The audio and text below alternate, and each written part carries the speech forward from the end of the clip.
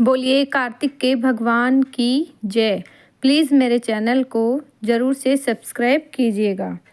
पंच भिखू की कहानी। किसी गांव में एक साहूकार था और उसका एक बेटा व बहू भी थे। बहू कार्तिक माह में रोज़ सवेरे उठकर गंगा स्नान के लिए जाती थी। सुबह जल्दी जाते समय वह किसी भी पराये पुरुष का मुँह नहीं देखती थी। एक राजा का बेटा भी सुबह सवेरे गंगा स्नान के लिए जाता था। वह हैरान होता कि मैं इतनी जल्दी उठता हूँ स्नान के लिए, लेकिन कोई है जो मुझसे भी जल्दी उठकर नहा लेता है। कार्तिक माह के 5 दिन बचे थे। एक दिन साहूकार की बहू तो स्नान करके वापस जा रही थी और उस समय राजा का बेटा स्नान के लिए आ रहा था। आवाज़ सुनकर वह जल्दी जल्दी जाने लगी, लेकिन जल्दबाजी में उसकी माला और मोचड़ी वहीं छूट गई। राजा के बेटे ने उसकी माला मोचड़ी उठा ली और सोचने लगा कि जिस स्त्री की यह माला मोचड़ी है इतनी सुंदर है, वह स्त्री कितनी सुंदर होगी। उसने पूरे गांव में ढिंडोरा पिटवा दिया कि जिसकी भी यह माला और मोचड़ी है वह 5 रात मेरे पास आएगी। साहूकार की बेटी की बहू ने कहलवा दिया कि मैं 5 रात आऊँगी, लेकिन किसी को साख भरने बैठा देना। राजा के बेटे ने एक तोते को पिंजरे में बंद कर गंगा किनारे पेड़ पर टांग दिया।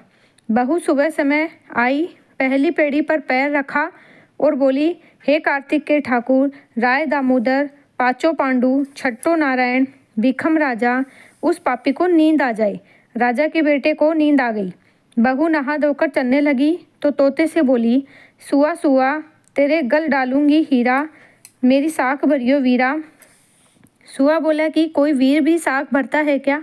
वह फिर बोली, सुआ सुआ सुबह तेरे पग घालूंगी नेवर, साख भरियो मेरे देवर।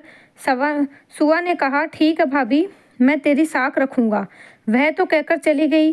राजा का बेटा हड़बड़ा कर उठा और सुआ से पूछा, सुआ सुआ वह आई थी क्या? कैसी थी?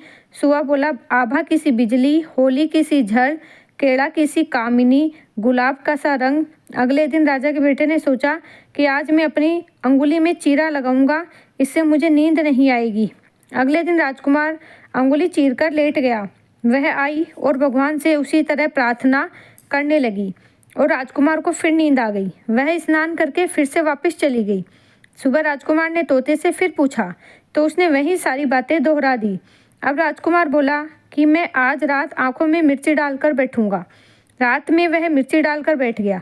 बहू फिर से आई और प्रार्थना की, जिससे उसे फिर से नींद आ गई।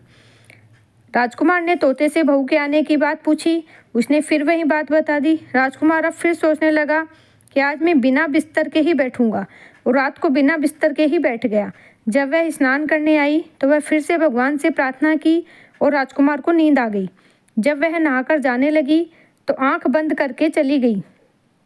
राजकुमार जब उठा तो वह जा चुकी थी। राजकुमार फिर सोच में पड़ गया और सोचने लगा, आज मैं अंगीठी जलाकर बैठूंगा, जिससे नींद नहीं आएगी।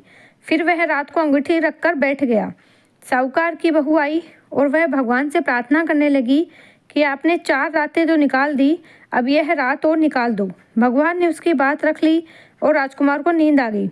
जब वह नहाकर जाने लगी तो तोते से बोली कि इस पापी को कह देना कि 5 रातें पूरी हो चुकी है, अब वह मेरे मोतियों की माला मेरे घर भिजवा दे। सुबह राजकुमार की आंख खुली तो उसने तोते से पूछा, क्या वह आई थी? तो तोते ने कहा, हाँ वह आई थी और उसने अपनी माला मंगवाई है।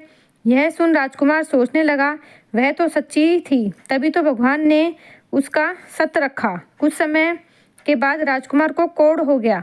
राजा ने ब्राह्मण को बुलाकर पूछा कि मेरे बेटे का शरीर क्यों जल रहा है। ब्राह्मण ने विस्तार से सारी बात राजा को बताई। इसने क्या किया था? ब्राह्मण ने कहा कि इसने पतिव्रता स्त्री पर बुरी नज़र डाली थी, इसलिए यह इस रोग से पीड़ित हुआ है। राजा ने इसके ठीक होने का उपाय पूछा तो ब्राह्मण ने कहा कि यह उस साहूकार की बहू को धर्म की बहन बनाए और रोज उसके नहाए हुए जल से स्नान करे, तब यह ठीक हो सकता है। राजा साहूकार की बहू की माला लेकर साहूकार के घर गया। बोला कि यह माला आपकी पुत्रवधू की है, इसे ले और आपकी बहू के नहाए हुए जल से मेरे बेटे को नहला दे। साहूकार बोला, वह तो किसी पराये पुरुष का मुंह तक नहीं देखती, आप उसे नाली पर बैठा दीजिए। जब वह ऊपर नहाएगी तब नीचे इस नाली के पानी से आपका पुत्र नहा लेगा। राजकुमार ने ऐसा ही किया और कुछ समय बाद उसका शरीर चंदन सा हो गया। हे पंच भिखु देवता, जैसे आपने साहूकार की पुत्र वधू का सत रखा वैसे सभी का रखना। जय हो पंच भिखु भगवान की।